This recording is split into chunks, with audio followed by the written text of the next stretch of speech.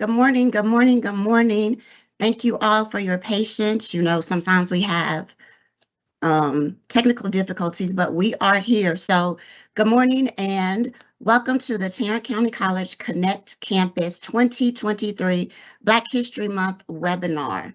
My name is Tanya Smith, Department Chair of Accounting, Psychology, and Mathematics, as well as a math faculty for the TCC Connect Campus. And I've had the privilege of being a committee member for the Black History Month Committee. I would like to welcome you today as we have put together an amazing webinar with awesome panelists to discuss and present on Trailblazers in Black history in the areas of media and public speaking, comics, and music. So before we begin, let me first introduce the wonderful committee who helped make this possible, which is Dr. Rebekah Adderley, Misty Wilson Mertens, and Julia Quarles. Now, during the presentations, if you have any questions, please put them in the chat as we will have a question and answer session at the end of the presentation. So now, without further ado, our first presenter is Dr. Murray Fortner. Murray Fortner is an alum of Grambling State University. He received his MA degree from Northern Arizona University. He was the first African American admitted into the PhD program in the prestigious School of Communication at the University of Kentucky. Dr. Fortner returned to Grambling to begin his teaching career, and after 8 years at Grambling State University as a faculty member, he relocated to the Dallas metropolitan area, where he continues to work as a professor, a writer, a lecturer, and consultant. He has presented workshops all over the country, including Boston, Atlanta, Baltimore, New Orleans, Las Vegas, and Washington, D.C. He has authored numerous articles on topics ranging from the role of sports in society to the impact of hip hop. His honors and achievements are numerous. His latest work, and perhaps his most important to date, is his book entitled White Collars, Black Necks. Along with his teaching and consulting duties, Dr. Fortner is the founder of Focus, Future Outstanding College and University Students, a program designed for at-risk minority middle school, high school, and college students. Dr. Fortner was named a Piper Professor for 2018. The Distinguished Piper Foundation picks each year only 10 professors from the nearly 200 institutions of higher education in the state of Texas. In the history of Tarrant County College, only 7 professors have received this honor. Please welcome Dr. Fortner to the screen as he presents on the major contributors and major genres that emerged from the African Americans' presence in this nation in music. Thank you. Can you hear me? Yes, we can. All right. Thank you for that introduction there. I was going to have you just pick and choose whatever you wanted to say, but that was a good introduction, ma'am, and I appreciate that. Let's go to the first slide. All right. What I'm going to be talking about today will be, of course, the title is the African American music, the soundtrack. But yes, there we go. African American music soundtrack of achievement is basically what this topic is going to be about. I was kind of surprised when they gave me this topic because most of the people in the district probably don't know that along with teaching English and teaching social science, that I was once a pretty accomplished musician. I'm a son of Louisiana, where cotton was king and sugar cane was queen, but we always say music reigns supreme. So, I was pleased to have this topic. All right, now the significance of music and song. Early on in the experiment of Africans in America, music was and still is important. messages were very, very meaningful to the African. So it was more than just rhythm. Music was therapeutic. So the Africans spoke about life, death, slaves, all the way into slavery. They used music in a very, very therapeutic way. Talked about emotions, and it also helped the African cope with the mechanism of trauma that was a result of being enslaved. So music, again, way more than just rhythm. Early on, and still to a degree today, music was used in a medicinal way. Next. Now, I chose this again, being from New Orleans, Louisiana, and having the whole state being influenced by what was happening in New Orleans. If you ever visit New Orleans, make sure that you go to a place called Congo Square. The historical significance of this is that slave owners, while they talked about trading slaves, et cetera, which you see on the screen, what was important about Congo Square was it was that place in New Orleans where they would give the Africans one day, which was usually Sundays, why they called it Free Sundays, where the Africans could actually practice their rituals, do their songs, do their dance. This was the one day of the week that they got to express themselves musically while there was talk about the trading of the Africans. So Congo Square is still there in New Orleans today, and some people talk about Congo Square as being very influential when it comes to the birthplace of jazz. Next. Now, what we're going to look at here is just some of the notable forms of music. As I said before, my Louisiana upbringing provided me with a special relationship with music. In Texas, I know that it's all about football. So there's football and more football. But in Louisiana, we celebrate music and more music. So in large part, Louisiana was a microcosm of Black music in America. So what we look at here on this side, some of the major contributors and some of the major genres. Here you have church hymns, all came out of that early African tradition. All of that rhythm and all of that emotion that we talked about on the other slide gave birth to these types of songs and music. First, you have church hymns. And if we had time, actually, you can do a presentation on all of these individually. Then you had slave songs. You had field chants, which while picking cotton, etc., people used, some people call them work songs, which is what they would use to keep rhythms. And then out of that also with the African influence came Cuban style rhythms that in part influenced what comes next, which is jazz. So these are just some of the major genres. Let's look first at jazz. Jazz, which is, believe it or not, some people say that it's the only original American art form.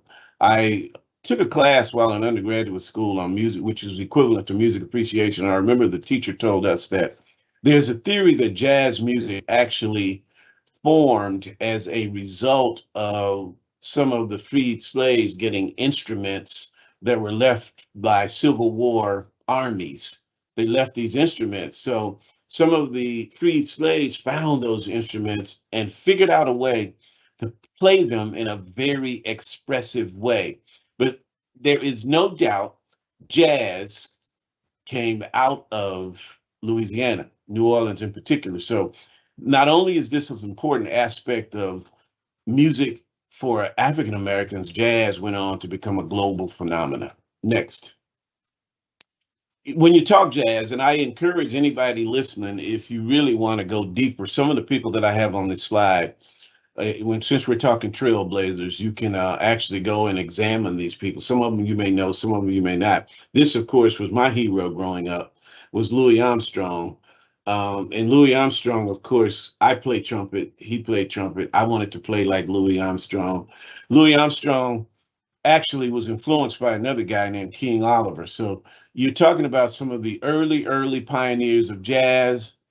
And we're talking about the early 1900s. People didn't really like jazz music early on because they considered it to be devil music. Again, the instructor that I had way back in undergrad school told us about one of the reasons they didn't like jazz as it evolved was because New Orleans was known for the brothels.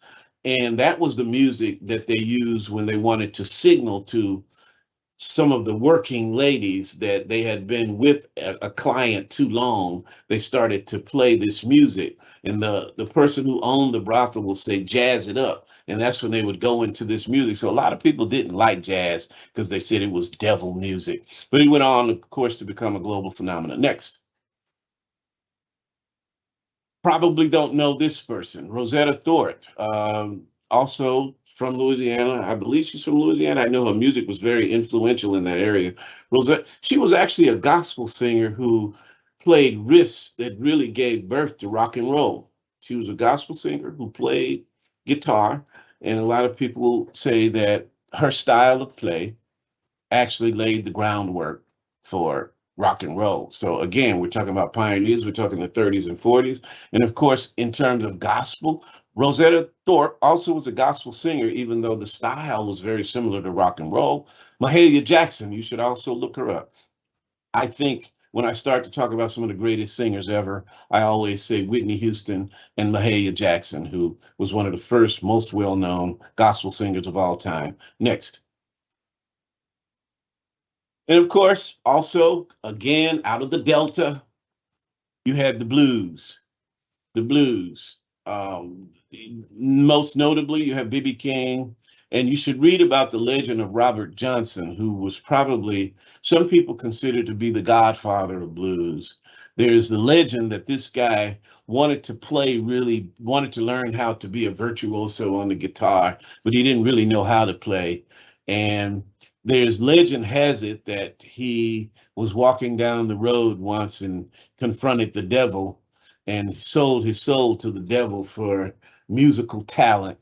I don't have time to get into that, but if you really want to see an interesting story, hear an interesting story, read an interesting story, read about Robert Johnson, one of the greatest bluesmen ever. And of course, everybody knows B.B. King and his guitar Lucille. Again, all of this is music that stems from early music from Africa, morphed into the hard times music of the Delta, which became known as the blues. We're talking 20s all the way into the 50s. Next.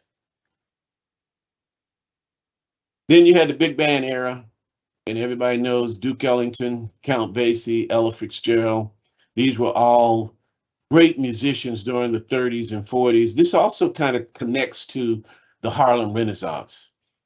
So big band, and this was a form of jazz, but it was known as swing.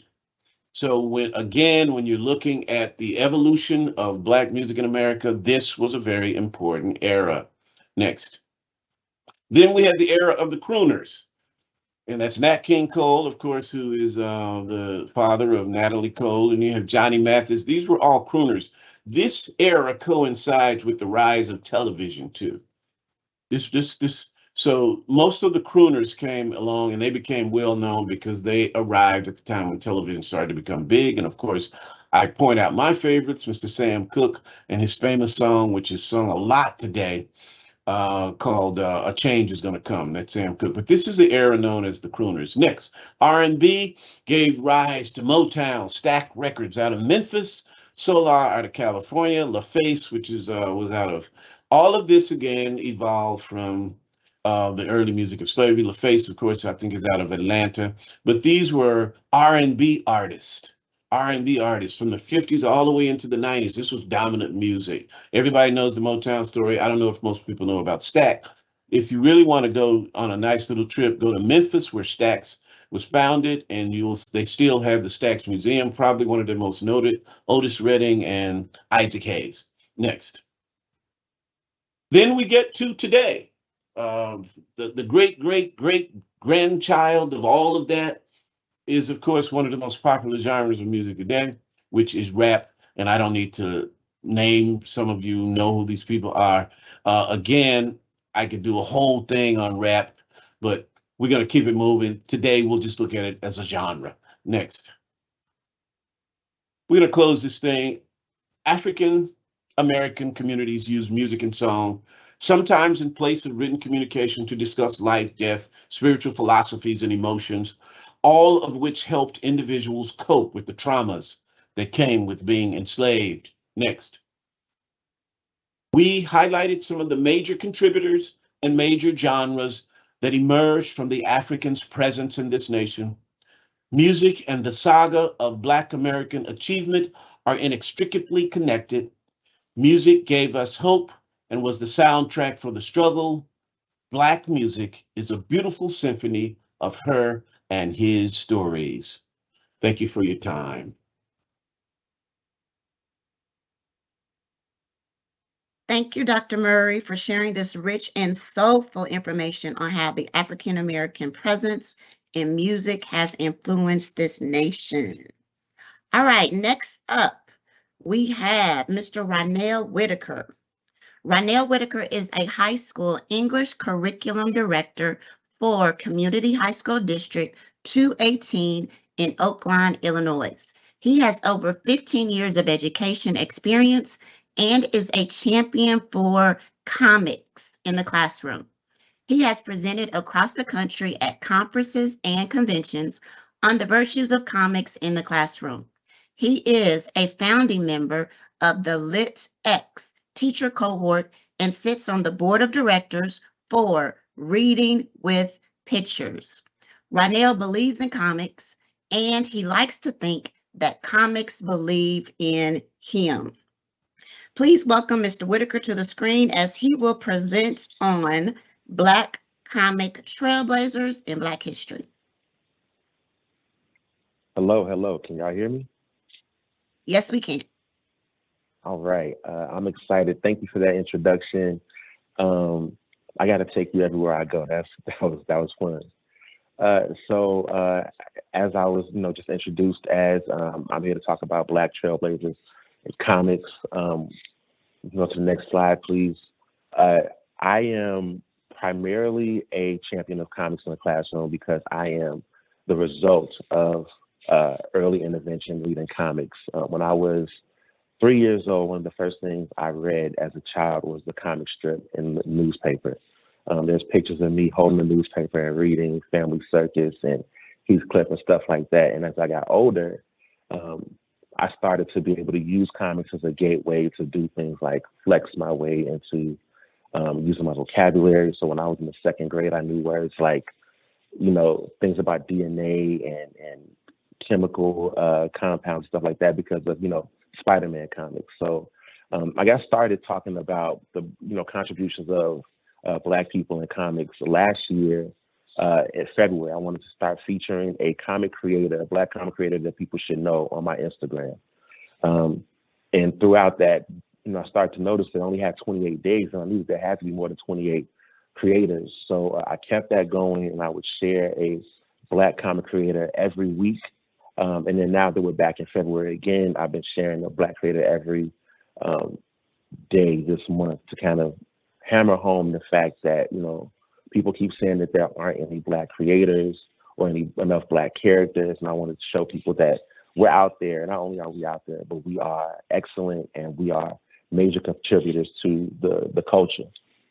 So this first thing I want to kind of throw out here, I can't talk about comics and education and Black people in comics before talking about Dr. Martin Luther King Jr. and the Montgomery story. So back in 1957, the Fellowship of Reconciliation wanted to publish this comic to kind of spread the news about, Dr. King's and, all the other civil rights movements, fights for equality for African Americans, Black Americans. And this comic was printed primarily to tell the story of Dr. King and Rosa Parks, but also the added benefit was to kind of instruct people on how to actually use nonviolent protest. Next slide, please.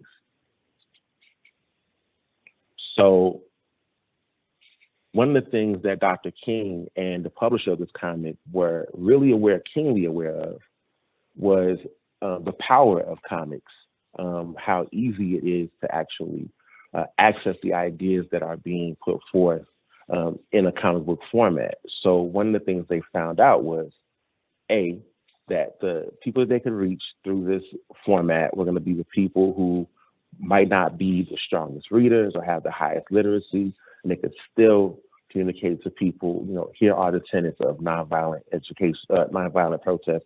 Here are the tenets that we're going to be using to fight for our own freedom. but also they knew that the other people they could reach through this medium were young people. Because like we know now, and as you all are probably keenly aware of, the youth are going to be always the driving force for change. This paper was, or this comic was used to not only educate others on how to, be a part of this movement and how to nonviolently protest, but it also had the added benefit of funding a lot of the different protest organizations that they had out there. Next slide. One of the key people that was actually influenced by this comic was Congressman John Lewis, who wrote his life story or his memoir in a book called March, and in another series called Run. When he was in Congress, his aide, Andrew Iden, would constantly talk to him about, comics and how they, influenced his life. And when Andrew Iden kind of got wind of that, he said, you know what, I think the best thing you can do, you can write your life story in any kind of format. But if you write it as a comic, the same way that Dr. King's comic landed on you, it can very easily land on other kids. And it immediately became one of the most popular comics to be printed. It's still printed in multiple languages today. And so much so that his posthumous book, Run, that is out now, is also going to be continue to be printed. They still have more to publish with that. The book, Dr. King and the Montgomery Story, if you Google it, you can find it for free online. You can download it pretty easily, and it's readily available. One of the things I use in my classroom a lot, I pair that book with March all the time, and to try to just talk to my kids about, okay, so what was the purpose of the art here? How did they use this in a way to communicate to people how they, got their ideas across? So I had to start with that. Let's go to the next slide, please. Jackie Orms is the first Black woman cartoonist, and she was active as early as 1937. And what's wild about this is, again, I constantly come across people who say things like there aren't enough women in comics, period, but Black women.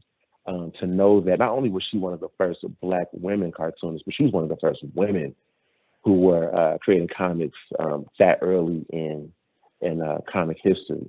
Her most famous character, Torchy Brown, was a adult woman living in the 1930s. She was a person who migrated from the South to Harlem, and it kind of talked about that change in how people saw Black women who were part of the diaspora during that time. While it was still very much a romance comic and still reached, Black girls and Black boys who were young, Jackie Orms was primarily using that character to confront racial injustice, social ills, things of that nature. Next slide. One of the things she was most known for was how she would use satire and style and try to put the Black experience, the Black woman experience, front and center for not only folks who were, outside of the community, but for people who were in the community to see images of themselves that weren't the prevalent derogatory portrayals that they were used to seeing. Jackie Orms' mission was to make sure that young Black girls and young Black boys got a chance to see Black people and live in color and vibrant and joyful and real situations. Up until that point, the primary representation of African Americans and Black people in general in comics were that of savages or the dumb brute or, negatively even as the slave. People like Jackie Orms came around and said that we want to make sure that our kids can see themselves in a way that is celebrated and not just as those stereotypes. Next slide.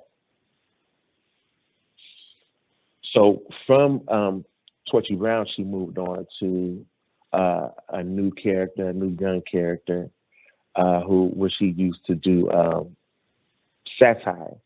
and to talk about the ills of the youth in during that time. One of the things that she was most known for was for particularly talking about education for Black youth during that time as well. As you can see in this strip, we have Torchy kind of caring for her child, and she's talking about something that was really prevalent during the time. It's hard to say, but Patty Jo and Ginger was probably one of the more influential comics of the day, and we can see some of her work being reflected in current things like the New Yorker cartoons and other editorial cartoon styles as well. Jackie Orm's work can be found pretty easily. Next slide. At this time, she's recently become biographied a lot recently. There's 2 books about her currently right now that are in publication. Holding Her Own is a book for children, but there's also 2 other books that are about her life that feature her work that really start to kind of celebrate, who she was and what she meant to the culture. And in 2018, she was finally welcomed into the Eisner Comic Industry Hall of Fame. For people who don't know about the Eisner Hall of Fame, if you're not a nerd like me, that might not mean a lot. But the Eisners are like the Oscars for comics creators. And if you are, celebrated by that organization, you have actually made it. One of the things that I've tried to tell people as much as I can about Jackie Orms is that if there were no Jackie Orms, there wouldn't be a lot of other women in comics. There wouldn't be a lot of mainstream comics at this point. Next slide, please. Dwayne McDuffie is a hero in comics, and unfortunately is a hero whose life was cut short. There's not enough slides that I can present here and talk about here, but I'm going to do my best to present what Dr. Dwayne McDuffie meant to comics. Dwayne McDuffie was the creator of Static Shock, if you've heard of that character. He was a creator of a lot of characters in Damage Control, Justice League Unlimited, and was also a producer on the Cartoon Network show Ben 10. One of the most massive contributions to comics that Dwayne McDuffie made was the creation of Milestone Media, which was one of the first minority-owned and operated comic companies in the world at that point. It was distributed by DC Comics, and we have Dwayne McDuffie to thank for comic creations like Icon, Static, Hardware. These are all Black characters that showed again that there was diversity among African Americans and among people of color. Next slide, please.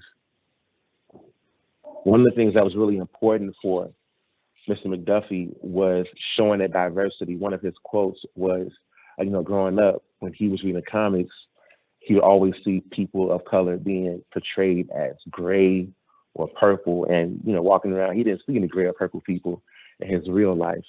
So he wants to make sure that the diversity of people, whether it be as heroes or whether it even be as villains, that Black people got a chance to see themselves as whole beings and as people who can express a multitude of ranges of emotions and motivations. Milestone Media actually folded a few years after it was founded, and Dwayne McDuffie moved on to producing television. But recently, Milestone Media has been resurrected under the watch of other founders from the company, as well as Reginald Hudlin, who you may know from directing House Party and Bebe's Kids and things like that. Next slide, please. Dwayne McDuffie's influence was not only felt in the comic world, as he was a giant for producing and writing for TV as well.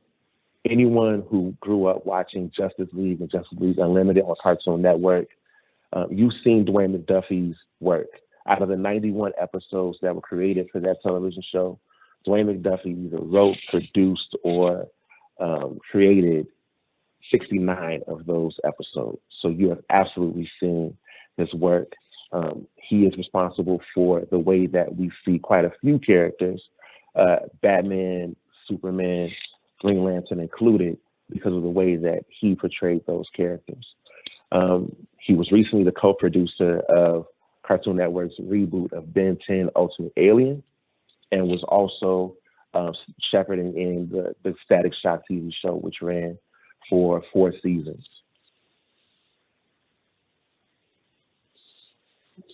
Next slide, please. One of the other things that McDuffie was starting to get his hands in was also video games, notably the Justice League Heroes video game, as well, before his life was cut short when he was 49 years old. The anniversary of Dwayne McDuffie's death, ironically enough, was actually yesterday, February 21st. His legacy has stretched on. He currently, his foundation has the Dwayne McDuffie Awards that strives to highlight and push forward minority voices in the comics and nerd realms. Every year, comics creators who are Black and people of color are awarded this grant as well as award to kind of put those people in front of people. Dwayne McDuffie was a huge believer in the idea that it's not that creators of color don't exist, it's that people don't know about them. And that's been what his mission was all about. Next slide, please. For me, the mission has been to constantly put forth this idea that there are Black people in the future. One of the things that all these creators had in common was this idea of pushing forward that there is not just this image of people, Black people as we are or as we were, but who we can be and who we will be if we're allowed to give them, the chance. So if you want to follow me, I am at the Comic Book Teacher on Instagram. I'm constantly sharing not only Black creators, but other marginalized creators of color, queer creators as well. And I also strive to make sure that I show people how to use comics to educate as well. So if you have a younger person in your life who you'd like to get into reading, if they're reluctant readers or they just don't feel like they are into reading, I have recommendations for that stuff too, so you can reach out to me there as well. And thank you for giving me your time today. Wow, thank you, Mr. Whitaker. The influence of Black comics have made such an impact on education, politics, civil rights movement, but most importantly, how to make reading fun for our younger generation. All right, so our last presenter for our 2023 Trailblazers in Black History is Dr. Rebekah Adderley. Dr. Rebekah Adderley is an associate professor of speech and chair of the Communication Arts Department at the TCC Connect campus. Rebekah began teaching in the fall of 2005 and began teaching with TCC in the fall of 2008. Rebekah has a Bachelor of Arts degree in Communication Studies from the University of North Texas, a graduate certification in secondary education from the University of North Texas, a Master of Arts degree in Communication from the University of Texas at Arlington, a graduate certification in Multicultural Women's Gender Studies from Texas Women's University, and a Doctor of Education degree in Learning and Organizational Change with Baylor University. When she is not teaching or learning, Rebekah enjoys eating tacos, my favorite, binge watching her favorite Netflix shows, and spending time with her family. Please welcome Dr. Adderley to the screen as she will present on Media and Public Speaker Trailblazers in Black History. Thank you. Thank you. Again, I am Dr. Rebekah Adderley, and today I will be covering Black Trailblazers in media and public speaking. There are so many Black orators, public figures, and media personalities that have used the power of their voice and the power of their words to advocate for racial justice, equity, and the betterment of our society. In the interest of time, next slide, please. I will briefly talk about 3 individuals who have made a great impact on our culture, on our communities, and American society as a whole. These individuals are Maria Stewart, John Lewis, and Nicole Hannah Jones. Next slide, please. So we'll start with Maria Stewart. Stewart is an abolitionist, a writer, an orator, a teacher, and a feminist. She is known as one of the earliest female public speakers and is one of the first known American women to speak before an audience with both men and women. She was born as Maria Miller in Hartford, Connecticut in 1803. She was orphaned by the age of 5 and was forced into indentured servitude, serving clergymen until she was 15 years old. She also attended Connecticut Sabbath schools, and she taught herself how to read and write. She first began writing for an abolitionist newspaper called The Liberator in January of 1831, and she became very well known for her essay entitled Religion and the Pure Principles of Morality. This was her first publication, and she called upon African Americans to organize against slavery and in the South and to resist the racist restrictions in the North. She also called for Black economic progress and women's rights. Some of the other recurring themes in her publications included the value of education, the need for Black unity, and collective action. So she gained a great deal of notoriety from this publication, from the first essay, and then she launched her public speaking career during a time when women were banned from speaking in public, especially if the audience had male attendees. Some of her other famous speeches and essays include the African Rights and Liberty piece in 1833, the productions of Miss Maria W. Stewart in 1835, and Meditations from the Pen of Miss Maria W. Stewart in 1879. She inspired Black and white abolitionist women to speak out against slavery and to use their words to advocate for the rights of others. She often used concepts from the Bible to justify her right to speak publicly, because again, it was banned. And she spoke out against injustice, and she said that she had a divine calling to speak out to the public. She has so many great quotes. In particular, during her one of her first public addresses, she observed some of the audience members that had negative reactions to a Black woman speaking before an audience.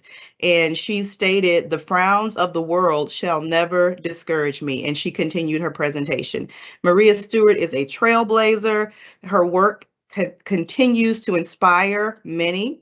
And I hope that you will take a moment to read some of her essays. Again, some of them are listed here on the slide, and just learn more about her legacy. Next slide, please. Next up, I'll briefly discuss John Lewis. He was referenced in the previous presentations, which is so awesome because he is known for his unwavering commitment to the civil rights movement. He was born outside of Troy, Alabama on February 21st, 1940. At a very young age, he became an advocate for civil rights and racial justice. By 1963, he was recognized as one of the Big Six leaders of the civil rights movements. And some of the other Big Six leaders were Martin Luther King Jr., Randolph, A. Philip Randolph, for example, Roy Wilkins, James Farmer. Lewis, at the age of 23, he was one of the planners and a keynote speaker in the historic March on Washington protest in August of 1963. He's a fierce advocate for voting rights and civil rights. He was a freedom rider. He was one of the leaders of the march from Selma to Montgomery, Alabama, on March 7th, 1965. He was elected to U.S. Congress in 1986 and has delivered countless public speeches on civil rights and equality. And next slide, please. He has so many famous quotes. A few of them are listed here on the slide. In the March on Washington protest in 1963, he said, "How long can we be patient? We want our freedom and we want it now." That is a memorable quote from his speech. Another memorable quote from his speech in 1996 during the Defense of Marriage Act congressional debates. He said, "You cannot tell people they cannot fall in love." In 2015, the Selma 50th anniversary march, he said, "Get out there and push and pull until we redeem the soul of America." And he tweeted in 2018, he said, "Our struggle is not the struggle of a day, a week, a month, or a year. It is a struggle of a lifetime. Never, ever be afraid to make some noise and get in good trouble, necessary trouble." You can learn more about John Lewis and his amazing contribution to American history by watching the 2020 documentary entitled John Lewis, Good Trouble. It is streaming on Amazon Prime and several other streaming services. You can also visit the website www.johnlewisisgoodtrouble.com. Next slide, please. So the third and final trailblazer that I will speak about today is none other than the famous Nikole Hannah-Jones. She is an award-winning investigative reporter who covers civil rights and racial injustice for the New York Times Magazine. She first became involved in journalism when she joined her high school newspaper and began writing about Black students like her who were bused across town as part of a voluntary school desegregation program. She is the creator of the landmark 1619 Project, which is currently showing on Hulu. She co-founded the Ida B. Wells Foundation for Investigative Reporting, and she has earned countless awards and accolades, including but not limited to a Peabody Award, honorary doctorate degrees. She's voted as Time Magazine's one of the most influential people in 2020. The list goes on and on and on. Hannah-Jones is an unapologetic truth teller, and she is deeply passionate about civil rights and racial justice. Some of her notable tweets and quotes include the following: "Oh, the uncomfortable silence as I read Dr. King's words at a commemoration of Dr. King's life when people had no idea that these were his words." That was a tweet from 2022. She also stated once at a speaking event, "We as a society, we get that education does lead to liberation. It causes you to question your society. That's why they're banning books. That's why they're banning concepts." She also said, "We cannot make up for all the lives lost and dreams snatched, for all the suffering endured, but we can atone for it. We can acknowledge the crime, and we can do something to try to set things right, to ease the hardship and hurt that so many of our fellow Americans, the hurt of so many of our fellow Americans." That was from the 1619 Project, the Born on the Water segment.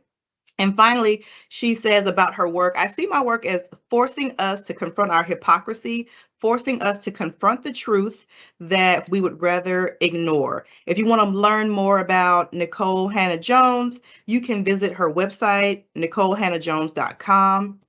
And in conclusion, I just want to say that Maria Stewart, John Lewis, and Nikole Hannah-Jones are three of countless other trailblazers in Black history who use the power of their words to fight injustice and advocate for civil rights.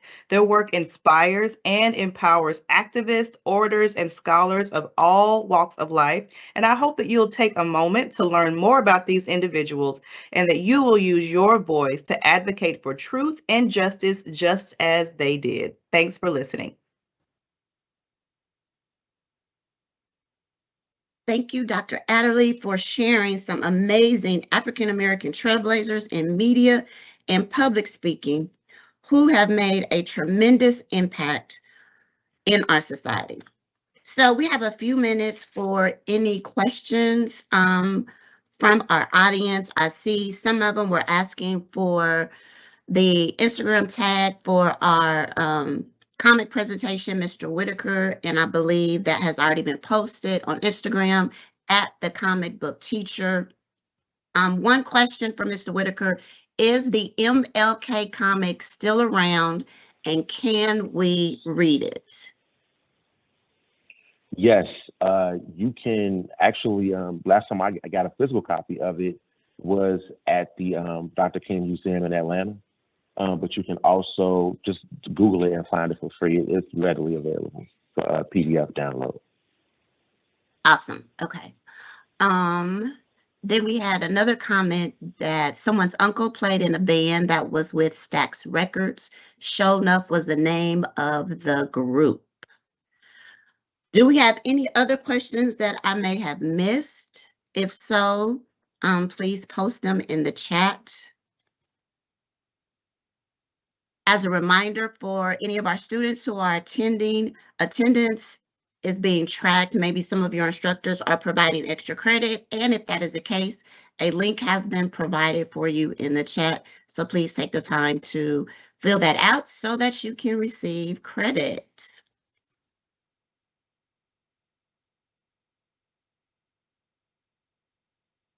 And if we don't have any other questions, I'm looking at the time. I want to be respectful of everyone's time. I just want to say what an amazing panel we had today. Can we give all of them a virtual round of applause if possible?